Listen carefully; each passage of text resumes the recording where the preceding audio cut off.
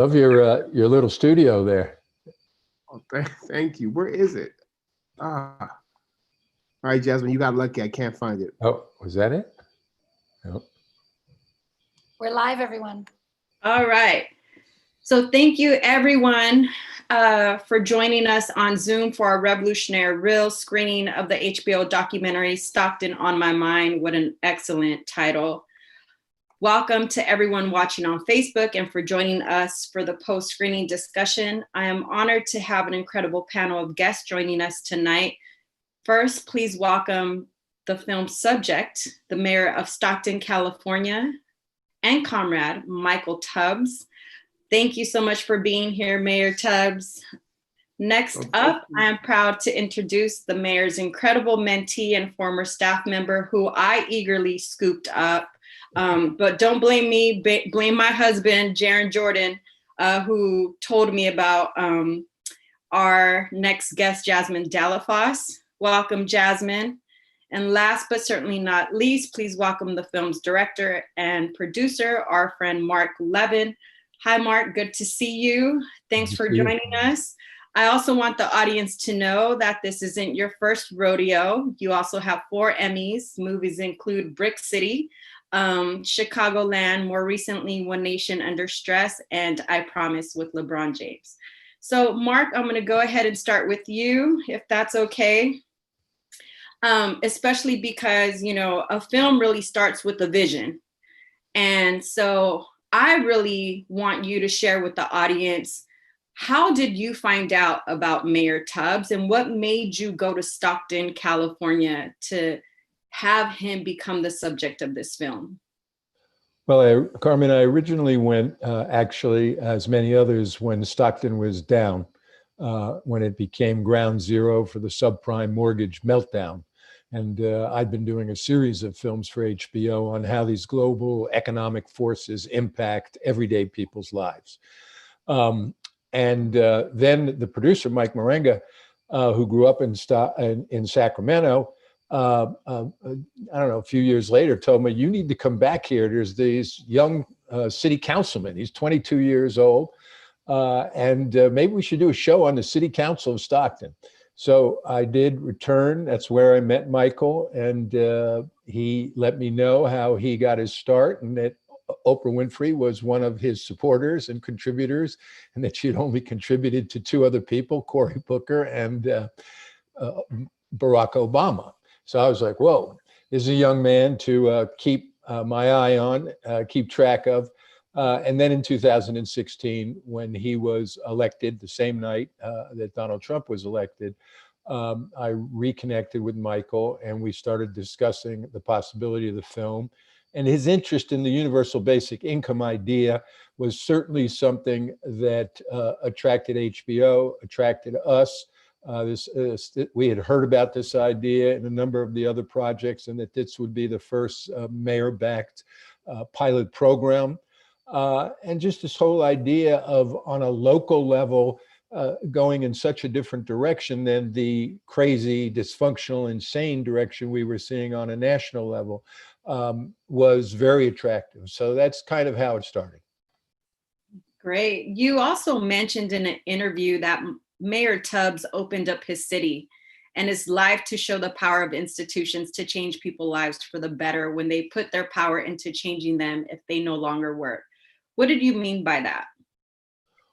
Well, access is key in the documentary filmmaking world. And Michael was very generous. He was also sharing in terms of, it wasn't me. You always have to have the camera following me. You know, he was very much about, you need to tell the story of the community also. That's how I met Jasmine and some of the other characters.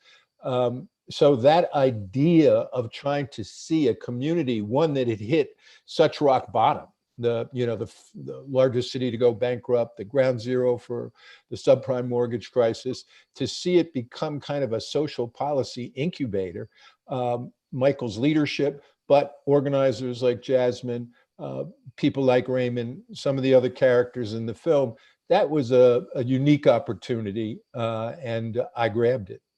Yeah. Well, thank you so much. The next question is for Mayor Tubbs. It's really hard when you're starting off to be so transparent. First of all, I didn't realize you were 22 when you were a city council person.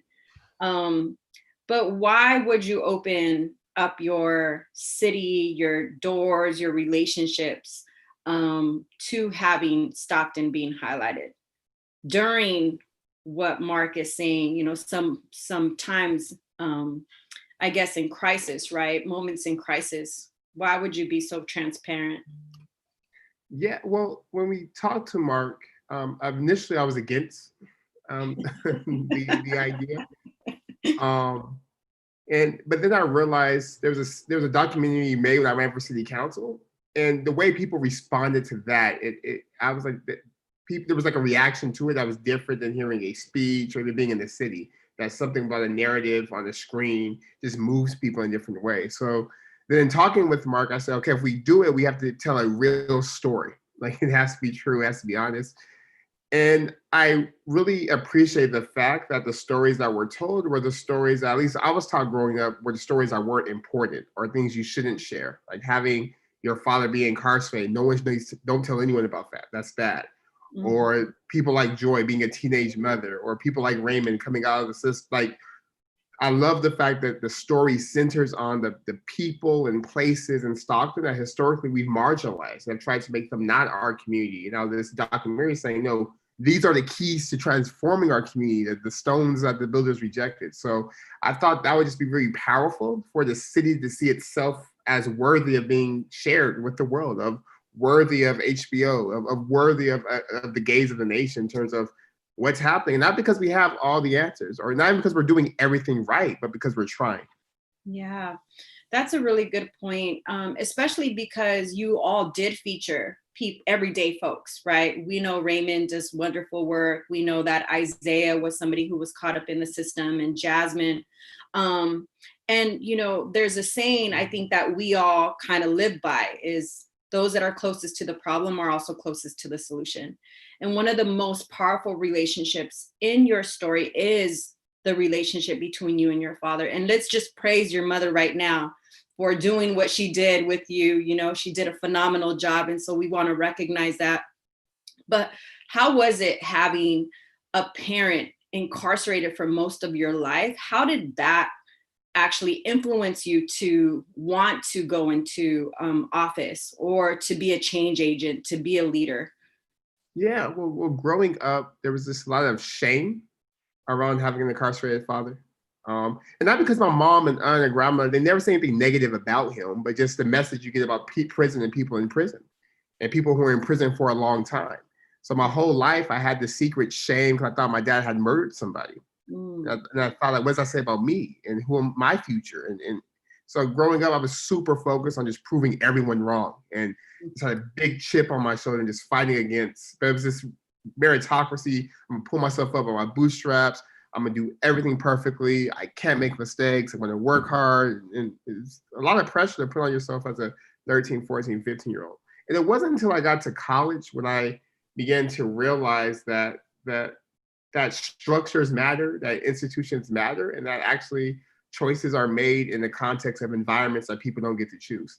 And how, as a government official, the best thing, or as a governing official, the best thing I could do is leverage policy just to change environments. And that's sort of what drove me to be interested in politics, was this idea of how do we make it so that stories like mine aren't singular, so it's not something of note. So we're not like, oh my gosh, how did this happen? But it becomes a routine. And also just understanding, to your point, there's not many people who get to make policies around policing whose parents are under state control or like incarcerated, right? So I realized in college that there was just different nuance that I would bring to discussions because I had been on welfare before, because I grew up in a working poor family, like because I have a lot of people, my friends who are poor, like, and there was just a different sensitivity, but also different nuance in terms of what solutions were needed. So long answer, but that's kind of, so the short answer is absolutely. I think my father being incarcerated, my cousin being murdered, growing up in poverty, all those things drive me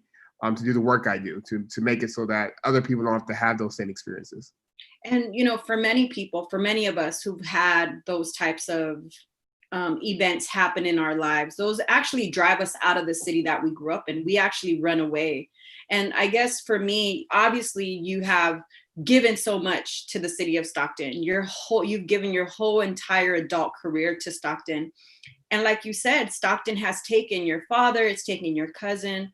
Why stay? Yeah, it's funny because growing up, my mom, literally, the conversation at the table was, to be successful, you have to leave. That if you stayed in Stockton because you weren't successful, that success meant you could be from here, be proud, but you have to leave. And that was obviously just ingrained in me. So much so that I thought I was going to go to the East Coast for school to get as far away from Stockton as possible. And I think it was after the murder of my cousin, and my initial response was like, no, I'm not messing with, like, they took my cousin. You don't know who the killer is. I'm done with Stockton. Yeah. But after a lot of reflecting and going back to the funeral and just realizing how that was such a common feeling that people had, like this hatred for the city or some of the structural barriers in the city, I thought that, well, maybe I'm supposed to come back for a little bit. And maybe my purpose was to be back in Stockton. And my pastor, I preached a sermon around the same time, and he talked about how he was like, Michael, you're going to do something you don't want to do. So I was like, I ain't gonna do nothing I don't want to do. But looking back now, I think he was speaking about coming back to Stockton, because at that time, if you had told me I was going to be back in Stockton, I would say absolutely not. Why? And now I found that I'm so happy, so content, so fulfilled. Like it makes so much sense now. But no, so I think I just felt like I had to. I didn't want to, but I just felt like something was calling me back. Like, you have to go back. And I was scared if I didn't go back, what would happen to me? Because it just seemed very clear this is what I was supposed to do. Mm-hmm. Well, congratulations on your son. I also know that he's somebody who is giving you this different type of purpose, right? And this urgency to change the conditions of your hometown. But we're going to bring Jasmine into the conversation. And so, especially because I know, like I mentioned, Jasmine, we brought on to the Gathering for Justice. And she was somebody that, my husband was like, there's a young organizer, she's phenomenal. And she works with, one of the most amazing mayors of this country. Jasmine, so I know that you worked with Mayor Tubbs. How old were you when you started working with him, and what really drove you to that position? Thank you. And I was 17, just turning 18, when I started working with Mayor Tubbs. I didn't know Mayor Tubbs. I didn't know anything about politics, knew nothing about governance. But all I knew was, like, everyone was telling me, there's a young Black city councilman who just came home, like, who's running for office, and also was endorsed by Oprah. And there were just so many things. I was just like, I gotta figure out who this person is. I've never seen someone young who looked like my community, who looked like a few of my family members, who actually was doing something. And actually, for the first time, where I felt like there is probably a place for me in Stockton. Like Michael said, a lot of folks, the goal was to leave Stockton, and that success was actually leaving and never coming back. And I too felt sort of that sense of nihilism, of not wanting to live in a community or city, and a city that I felt didn't care about you, a city that didn't really invest in you and tell you that you belonged here, or that you had any sort of stake in this community. And so it was through an internship, through a friend who sent me an application and said, hey, you should apply to be an intern. I was like, I guess I'll try it out. I know nothing about it, but maybe I'll just, do something. And it was through that experience that forever changed my life, and sort of where I found my purpose, and where I found sort of my responsibility to not just give back to the community, but to really change sort of the conditions and environment around me, that I too also it wasn't sufficient enough for me just to show up one time, but I actually knew that it was, like you say all the time, Carmen, that we need long distance runners. And that when I started doing this work, I dedicated my life to really dismantling systems that have continued to oppress many folks that you see in the film, and also throughout this community. So that started. I think what, you starting at the age of 17 and applying for an internship is a true testament. I think Mark said this is, how Mayor Tubbs brings people in, right? It's like this. I saw that in the film where the young man was like, I tweeted at Mayor Tubbs and he had me like on stage the next day. It goes to show your investment, Mayor Tubbs, in young people, specifically those that are directly impacted by some of the issues that you mentioned that you also face. And one of those young men was somebody, Jasmine, that you had a strong bond with, Isaiah, right? And if you could just share with the audience, who Isaiah was to you, right? Like, I think oftentimes, we saw him going to court, we saw him with his family, we saw him playing sports, but who was he? And if you could also share where he is now. Yeah, of course. Well, unfortunately, Isaiah couldn't be here today, but he was supposed to be. As the film shows, many of the same sort of social factors that were in place about 25 years ago with Mayor Tubbs' father are sort of still present today in the fight that we undertook for Isaiah. And, when it came to both the same set of district attorneys, to probation, to folks who were involved in the system, that were also the same people who are contributing to the circumstances we have today. And Isaiah has been a young person I've been working with since he was a freshman. He started off in a program that we talk about, where I brought him through. There was a lot of people telling me like, you need to work with Isaiah. He needs some mentorship. He needs some guidance. He just needs help. This was when he was a freshman. And ever since that, I've taken him under my wings. We brought him into a program that, Mayor Tubbs talked about, the Student Success and Leadership Academy, where we were really just trying to cultivate his leadership. And really, many people were like, well, we're just trying to transition what young people thought sort of like were bad and changing into like purpose. So if you are, getting in trouble and fighting, well, how do we make that a leadership skill, conflict resolution. Exactly. So it's just a lot of that working with Isaiah. I've gotten to learn about his family, just gotten to learn about what he really loves to do.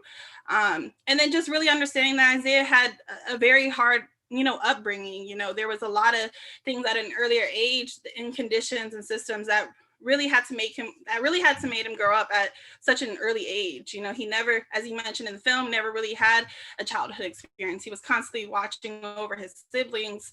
And oftentimes that was the experience, not just for Isaiah, but actually hundreds of other young people in the city who were actually raising their families as young people. And it was through his experience that, through his stories, just continuing to try to cultivate that, Isaiah, as he was going through this, what made me really stay connected is that it's so easy to just oftentimes give up on young people. Like, young people make mistakes and they're going to do it over and over. Yes, like, we hold them accountable, but we also need to hold them in with love and with patience, and understanding that youth just don't change overnight. You can't change a young person who's been conditioned to the lifestyle that they lived and expect them to change overnight. You have to have constant investment in young people's lives and hold them accountable. And so that is why I've always stayed, with Isaiah, and continue to push him to do more and to better himself. Isaiah is currently attending school right now. He's playing football for San Joaquin Delta College. Oh, yeah, it was actually really funny because on New Year's Eve, I was texting him like, stay out of trouble today. And I was like, what are you doing today? He's like, I'm actually at a church service right now. I was like, good. Like, and it's things like that when you start seeing these sort of small, and mighty victories, it's that you know that you've at least done something right. Mm-hmm. And so I think he's making these strides. It's, it's still a constant game. He's still trying to navigate college. And we've been connecting him back with Stockton Scholars. We just had a one-on-one meeting with him and their staff, and just making sure that, you know, young people like Isaiah, who actually, he spent his whole senior year incarcerated. You know, he didn't have a financial advisor. He didn't have someone going to him telling, you know, him how to apply for college. He just got so lucky that he had a network around him. And so part of our fight is to make sure that this same network is around everyone else. What's really, what I love is I get a Stockton Scholars email probably once a day or like twice a week or something. So I'm up on, you know, I feel like Stockton is my second city because my husband's from there.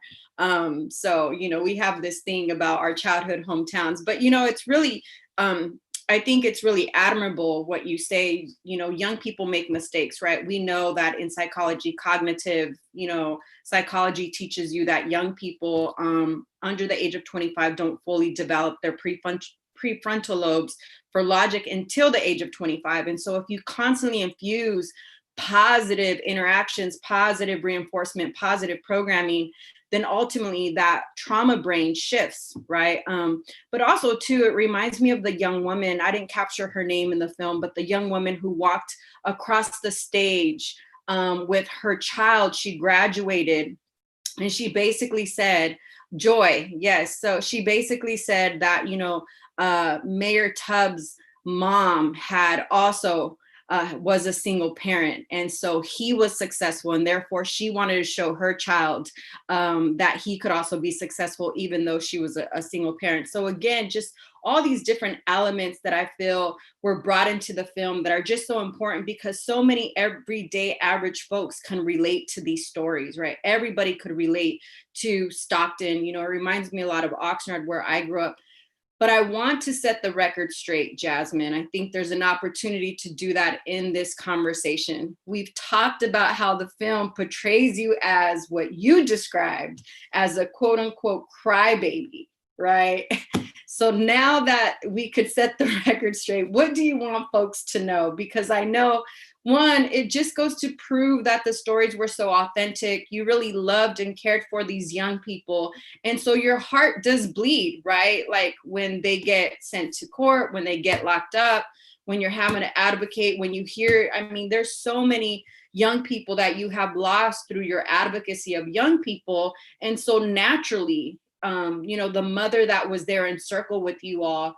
But I just want you to set the record straight. And I thought I'd give you the opportunity here with both Mayor Tubbs and Mark to do that.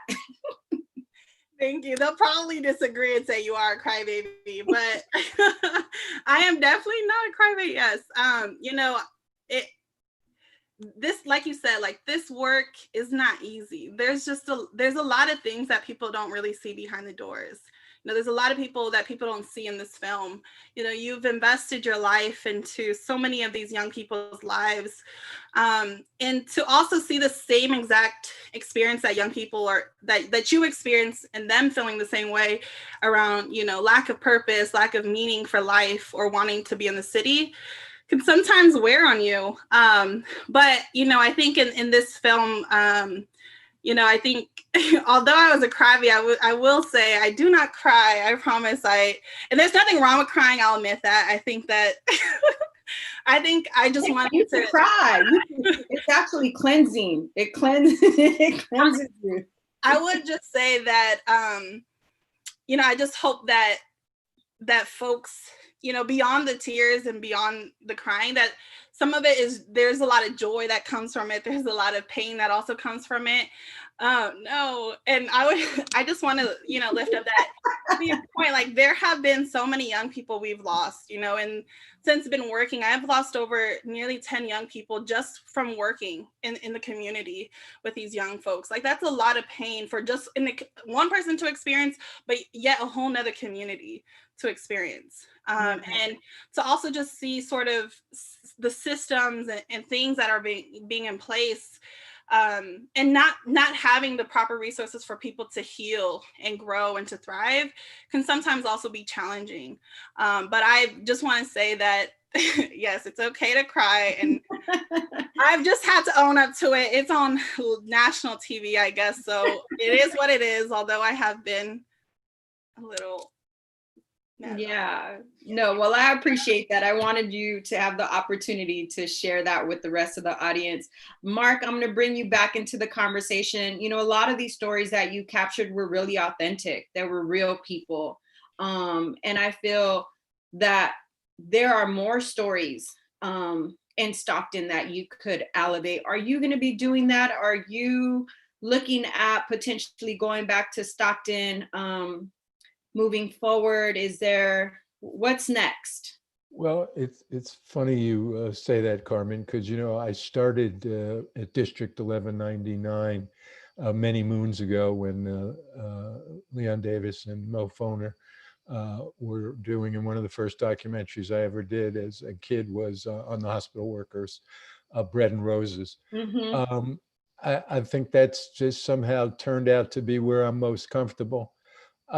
Obviously, right now, I mean, we have a film that I'm doing with Sonia Sohn that she's directing on the corruption of the Baltimore Police Department that speaks to a lot of the issues that we're talking about. But I think my efforts just right now in the next 56 days, it's really to try to get people that you're working with and to get them involved. In other words, the thing that scares me most about this election is people I know, I respect, who are radical and who have been fighting for change. And obviously they're not inspired by Joe Biden or the Democratic Party. And it sometimes scares me that, I try to convince them, like, voting is not the be all and end all. It's a tool. But if we don't get rid of this guy, you're not going to be able to do all the other things, the organizing, the experimenting, the pilot programs, all the things that everyday people need. So for the next 56 days, I think that's kind of where my efforts are going, is to make sure that, when I read that young people, like the people in Stockton, all the characters in this film, Isaiah, Joy, Kendra, Junior, they may not, think Joe Biden is the greatest or Kamala, but they have got to vote. And Michael himself is up for re-election. Voting matters. And, it's only one tool in affecting change. Obviously, what you've been doing for years, activism, organizing. So I think right now that's my focus, but I'm sure that I will continue to find the tales. And, I would finally say this, we say everyday people. It's like, look, I've dealt with a lot of, I just did the LeBron James, I promise thing, and a lot of stars and great people. But, you meet someone like Raymond and it just stops you. It just stops you. There are just so many talented people. And what you said earlier about, those who've been through it are the ones to lead us forward. It's really the AA mantra and others that, the healers are the ones that were out there hurting and being hurt. So that's where I'll be. Thank you so much. And were there some items in the film that you all felt should have made the film if it had more time? Yeah, Kendra, there were characters, Kendra, Sammy, there's a cast of characters in Stockton that's even bigger, than we were able to kind of fit into 100 minutes. Luckily, HBO actually gave us the opportunity to do a number of these supplemental pieces that they've posted. One on Kendra, one on Sammy, one on Anthony, the 8th grade teacher. We spent a lot of time with him and his kids. Yeah. So, no, there was a lot that we couldn't fit in, but that's the nature of of the business. Yeah. No, I thank you for that. And I love the folks that you mentioned. We do have relationships with Sammy from Fathers and Family, and yes, his monologue that HBO posted, I don't know if it's still up, but that monologue is a showstopper. He gives a 2.5-minute rap that is just unbelievable. And I encourage anybody that's watching this to go to HBO.com and to check out his kind of soliloquy. Yes. Thank you for that, Mark. Mayor Tubbs, upset the setup is a slogan of yours. And so I think it really exemplifies your approach to policy. Tell our audience what that means. And how do we set up the setup? How do we upset the setup, not set up the setup, upset the setup in our communities? Yeah, so upset the setup is really a clever way of saying that we're not harbor no illusions, that we understand that the outcomes we see in our society is because of where our society and the institutions are structured and organized. That if people go to bad schools with bad funding, they're going to get bad education and they won't be able to get good jobs, so they'll have poverty. That's that's by design. That's no accident. That's no mistake.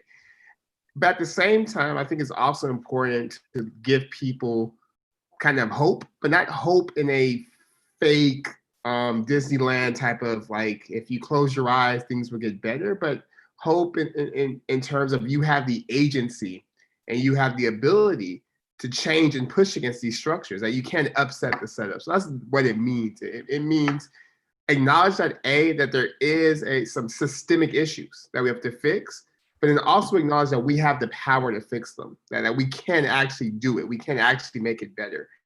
And I think how we do it, I really think it's just going back to like the basic things we were taught as kids. Like I'm sure like you're teaching your son what we're trying to teach our son, the idea that everyone has dignity, like just universal human dignity, and ideas that everyone's equal under the law, that this is everyone's country. Everyone should be treated the same way by every institution in their country. And I think it's putting our values in conversation with policy. So if this is what we value, if this is what we say we're organized around as a community, as a city, as a nation, how does that show up in the laws and the things on the book? And we're seeing a lot of that, particularly, you've been doing this work for many years, but particularly in the last couple of months, just around sort of reimagining public safety.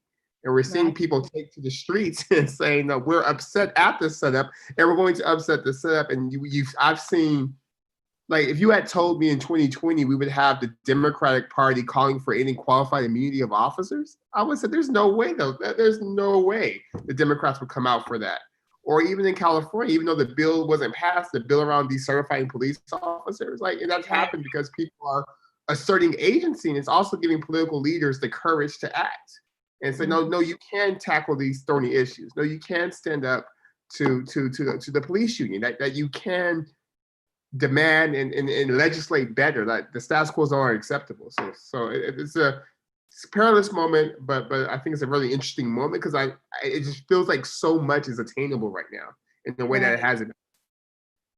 I know that there was a conversation with Chief Jones, who is somebody who, has really been working towards changing the way policing happens in Stockton, which is a very unique thing, right? I feel like, we're constantly talking about police accountability, but he's actually taken in some of the criticism from the community and has tried to really lead by example. But it has to trickle down to the people that are on the streets, right? The police officers that are on the streets. But, in regards to what you were saying, there's an opportunity right now that has really been brewing for quite some time, like you said, not only in the past couple of months, but the foundation has been laid in the past couple of years for us to even begin to have these conversations around racial justice. And I also, I was watching the film, and you were having dinner with your boys, and one of your boys, I think your really good friend, who's the 8th grade teacher, was talking about when he was in college, he was 18, he went skydiving, right? And you're like, yo, yeah, I will never. He's like, when I went up on the plane, I was the first one to jump out. And you're like, yeah, I'm just trying to live, right? And so you talked about the fact that, adventure for you is meetings. Have you found adventure outside of meetings? No. So one of the good things about the terrible pandemic we're in is that you have to be creative. So I've been outside a lot more. So I'll be running, looking at trees. Like my wife is a busybody too. So every weekend we have to do something. So either it's a hike or a picnic or so. Yeah, but these meetings are very adventurous. Like you're like when you're in a meeting, you're trying to figure out like it's sometimes it's scary when you're like, for example, I just started my position as a post commissioner for the state for California to set police standards. And it's me and it's nice people, but they're all like lieutenants or police chiefs or sheriffs. And it's like the young Black mayor from Stockton. And that meeting was an adventure because the NAACP leader was talking, and one of the officers said, "You shouldn't comment on what's happening in Milwaukee because you don't have all the facts, and we have to be logical." And like as if talking about pain and trauma was illogical. And then I was like, "Am I going to not say anything?" I was like, "That's whack. I can't leave it." So then I got up and we had a very spirited debate. So that I wasn't joking. That's very adventurous and it feels dangerous at times. But I've been trying to get some hobbies too, so I can have a well-rounded life and not be boring. Yeah, I think Jay and I are trying to do the same thing because our days do consist of meetings all day, and they are adventurous because you get to have these types of conversations, right? Or you also get to like turn the camera off and roll your eyes and like do something else. And so just, you know, I really love the way you ended, or you were speaking at the graduation and you were telling the young people, which is one of my favorite quotes, which is, I believe, a Mexican proverb. They tried to bury us, but they didn't know we were seeds. Tell the audience, what does that mean to you? And why did you feel you had to share that with the young people who were transitioning to the next phase of their lives? Yeah, I love that quote. And it speaks to so much, but I think what really moves me of the quote is this idea that regardless of the intent, like they tried to bury you speaks of ill intent, like there was something designed to take you out. But even in the midst, even when the intention is bad, something beautiful will come out of it for your own growth and development. So I think at an individual level, when like bad things happen, it's easy to focus like, oh, they tried to get me. But yes, they attempted, but actually it's part of your growth and development. It was a seed, right? So I think at an individual level, it moves. And then at a kind of structural level, when I was looking out at the young people, just knowing some of their stories, just knowing the fact that they grew up in the south part of the city means they probably, even though we're improving, they probably still knew someone from their high school who was a victim of a homicide, and how that probably felt like huge for them, or they're the first one in their families to go to college. Yeah. Or hell, they grew up, they spent their whole 4 years as a teenager with Donald Trump as president, saying things about their families, about their heritage, about where they're from, about their and young people take all these, even if they don't articulate it, they're taking in all these inputs and messaging in terms of expectations. So I want them to know that yes, all these things did happen, and some things were intended for you not even to make this moment, but that was actually planting you as a seed, and something beautiful and life and vitality will come from that. And I think that quote really embodies what I like about Stockton as a city.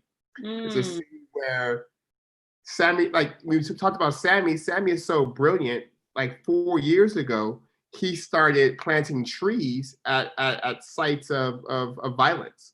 So whenever there's like a homicide or a shooting and he knows, he will go and plant a seed there, so that life can come. And I think people like him, folks like Jasmine, really embody the spirit behind that quote, and also an understanding that the initial burial is not the end, that there is resurrection, that there is life that could come forth. Mm-hmm. That's really powerful, especially for a young person to hear at that age. You know, there are moments when we don't really understand, and then at some point we remember the words of somebody who said something that lead us in a different path. Bringing Jasmine back into the conversation. Jasmine, what are some of the campaigns that you're currently working on in Stockton?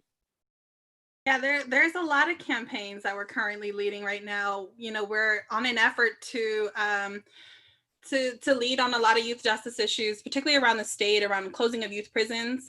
Just in the last week, on August 31st, the state passed a few bills, SB 823, which was a bill that essentially will close the DJJ the right way. And this alternate trailer bill that was created was drafted since May with many of our statewide partners and leaders who really said this is what it's going to take for us to close the DJJ and ensure that we don't send young people to adult prisons, that we're actually giving them the right resources they need. And so we're leading on a campaign to ensure that we continue to close the DJJ facilities, which was also known as YA, and the state youth prisons, which we have 2 facilities here in Stockton and 1 in Ventura County. And we also have a fire camp in Sacramento.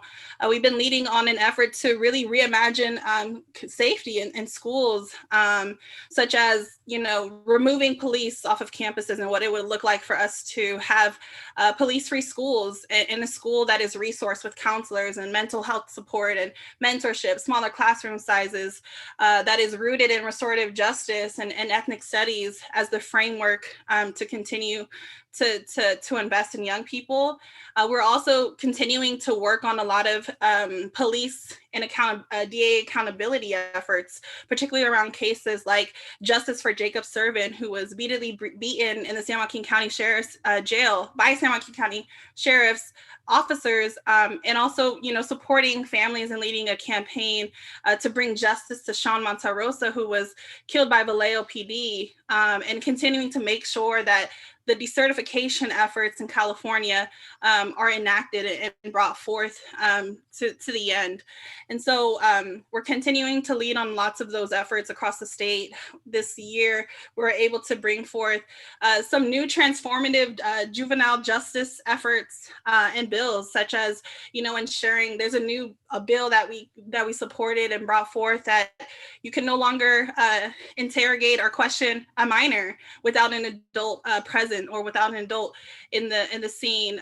There's a lot of new diversion efforts that are happening. And so we're just continuing to work on a lot of those campaigns and ensuring that counties and cities across the state are doing everything it can to ensure that young people are given all the resources that they need to thrive. And so those are some of the campaigns we're currently leading in California, and specifically in Stockton. Thank you so That's much. it? That's all you're doing? I know, right? I'm like, okay. How many others are working with you?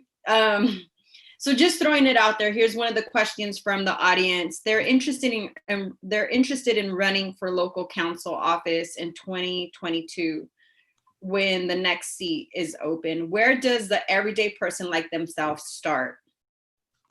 Yeah, I think city council races, school board races are hyper local and hyper relational, meaning that it's going to be very difficult to talk to how many thousand people are in your district, but there's some families who are like, I call them in Stockton, there's like tribes of families who have, like Jordans, for example, who have influence and relationship, etc. So I would say you start now with building relationships with people, and relationships not based off what you want them to do for you in terms of getting elected, but relationships in terms of what you can do for them in terms of, in this moment, how can you help them with COVID-19? And I think the second thing is past performance always predicts future success, even if the scale is different. So what are you doing today now to illustrate the type of council person you'll be?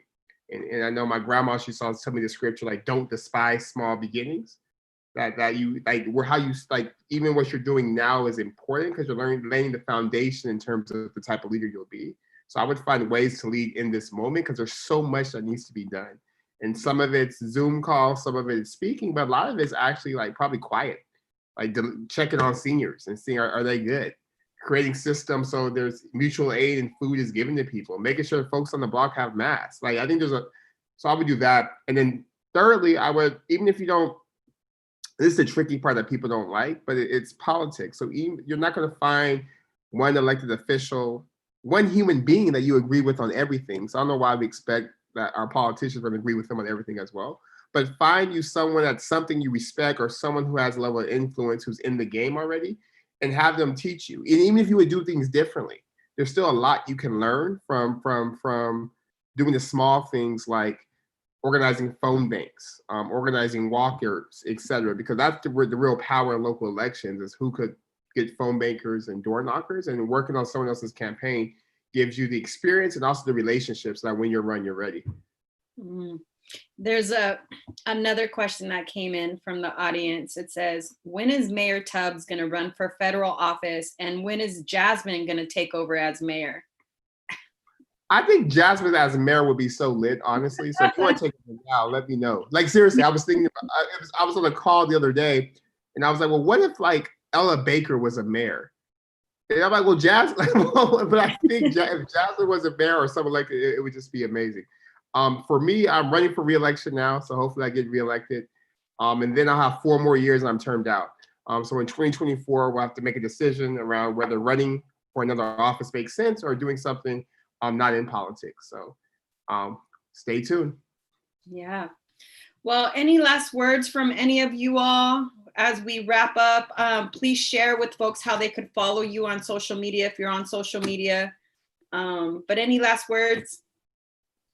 Well, I will say, Mark, thank you again. I think Mark did such a great job. It's so easy, particularly with stories with pain and trauma, to just leave it there. But I appreciate it. It wasn't like a sob story, but it was really like survivor's tales. It was real. It was about what's happening, but everyone in the film was a fully human, and you gave them the dignity of being a person and not a victim, right? Mm-hmm. And I think just from watching TV this past weekend, that doesn't happen, particularly with people of color, particularly when we're talking about like systems of incarceration and poverty, et cetera. So thank you. And then Jasmine, you're incredible, but you know that. Take care of yourself, please. And Carmen, and I know you said you all took her, but thank you, because under your tutelage and like, there's only so much she could have learned. Like she had mastered the field she was in. So the fact that you all have taken and elevated her nationally and have taught her how to run meetings and speak in meetings and do research, it's been amazing to see her growth in the past couple of years. So I want to thank you for the work you do for the world, but personally for the work you're doing with this one Jasmine, because I love to see it. It's just amazing to watch. Thank you so much. And how could folks follow you? On my Twitter and my Instagram are at Michael D. Tubbs. I hate Facebook, so my Facebook is boring. It's just my staff, so it's just like boring stuff. So if you like that information, go to Facebook. But if you want to know my thoughts, Twitter. That's the one thing I get control over still. Awesome. Thank you so much, Mayor Tubbs. Mark, any last words you want to share with folks? Well, I think that we are at a historic turning point. And I really believe that we have a chance to upset the setup. We have a chance to take the next step forward in progressive approach to dealing with our community. But we also face the risk of taking a major step backwards into, I guess we could almost call it a kind of new authoritarianism that we've never seen before, at least in this country. So there's a tremendous amount at stake. And I think for the next decade or so, that is the battle that is going to be fought. But it begins right now. So everybody get out there. As Michael said, people in the streets, people in the voting booths, people in the media, we need everybody to join hands and upset the setup, because we need a new setup. We need a new social contract that basically puts people ahead of profits. Thank you. And are there ways in which people can follow you? My company, I'm still anonymous and underground here, hiding in a cave somewhere on the East End. But no, Blowback Productions on Twitter, Blowback Productions on Facebook and Instagram. That's our company, and that's where I share my thoughts also. So tune in there. Thank you so much. And Jasmine, last but not least, any last words you want to share? No, I'm just so grateful. It's been such a pleasure to see both of, two people who I consider mentors in the same conversation. So thank you. And this is just such a great moment for change. And I hope that folks who are watching this film just really sees the power and investment and the importance of centering those who are closest to the issue to be the center of the solutions and to lead the work. That's really going to take everybody. Oftentimes we hear Mayor Tubbs and other folks say that voting is necessary, but it's not sufficient, that we need folks to get out and vote, that you just can't show up at the polls, but you got to continue to show up every day for either your family, for your friends, in your community, that to not be a bystander, that there's a lane for everybody. When you see injustice happen, I hope that you would take the agency upon yourself to speak up, to use your voice, to use your power. And then I would just say that whoever watches this film again, I hope that if they take away anything, is the power of giving someone dignity, giving someone respect, and giving someone love, and the patience to care for one another. That it's going to take a long time, and that things that we're not perfect, but that we're continuing to work towards building this beloved community that Dr. King often talks about in the work that we talk about. And oftentimes we hear a quote that you talk about with Paul Robeson that says, every generation is responsible for their liberation. And I hope that folks who are watching this today, or whoever comes across of it, is that you have the agency to make change. And it's going to take everyone, any ordinary people. It's going to take, literally everyone has a lane. And I hope that you also find it within yourself to find that agency, because everyone has purpose and everyone has a role. So I just want to say that, and just thank you for doing Stockton on My Mind, Mark, and your whole team. It's been a pleasure meeting and learning from them all as well. So thank you, Carmen, and everyone. And how could folks follow you, Jasmine? You can follow us at Gather for Justice. Don't follow me. Or you can follow me at Team Cadence on Instagram and Twitter. Well, thank you so much, Mayor Tubbs, especially on your reelection. Thank you so much, Mark Levin. Thank you, Jasmine, for sharing your stories with us and for also sharing this film and letting us into Stockton. Like I said, Stockton is, what a beautiful title that you had, Stockton on My Mind. It's really great. And I also want to thank everybody so much for joining us tonight for our virtual revolutionary screening of Stockton on My Mind. And a reminder for folks that didn't get a chance to watch it, it's on HBO, Stockton on My Mind. So please go to their website.